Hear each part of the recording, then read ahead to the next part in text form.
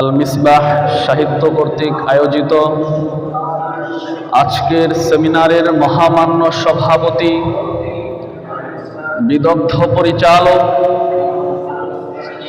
ও সুনামধন্য বিচারক মণ্ডলী, আমার সামনে উপবিষ্ট প্রাণপ্রিয় ছাত্র ভাইরা,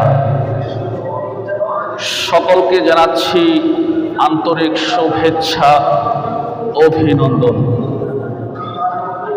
আজকের আলোচ্য বিষয় মুহাম্মদ সাল্লাল্লাহু আলাইহি ওয়াসাল্লাম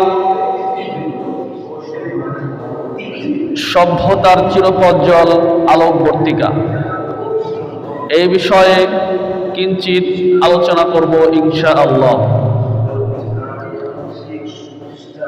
প্রিয় উপস্থিতি,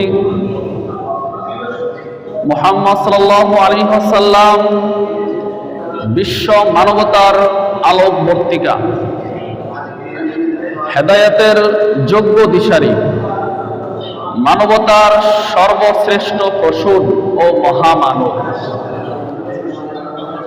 সর্বকালের সর্বযুগের সর্বশ্রেষ্ঠ রাসূল ও মহামানব, পূর্ণাঙ্গ মানবতার দীপ্তিমান চিত্রায়ন, তাওহীদের সত্যে দীপ্ত রবি, শুষ্ক পৃথিবীর সিক্ত প্রাণধারা।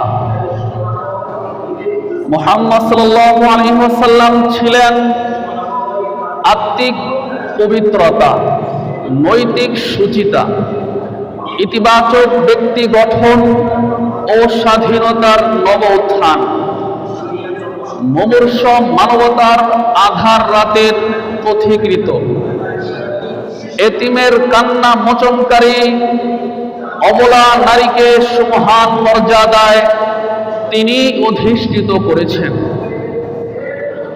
যৌবনের ভোগ লিপ্সা, জাগতিক লোক লালসা, জ্বলন্ত অঙ্গার ও আগুন, পাশবিক নির্যাতন ও নিপীড়নের বিভীষিকা সব কিছু উপেক্ষা করে তিনি বারংবার প্রত্যয় দীপ্ত কণ্ঠে আহ্বান করেছেন, ইয়া আইয়ুহান নাস ওয়াহিদুল্লাহ তুফলিহুন। হে মানব মণ্ডলী, তোমরা আল্লাহর একত্ববাদকে স্বীকার করে নাও।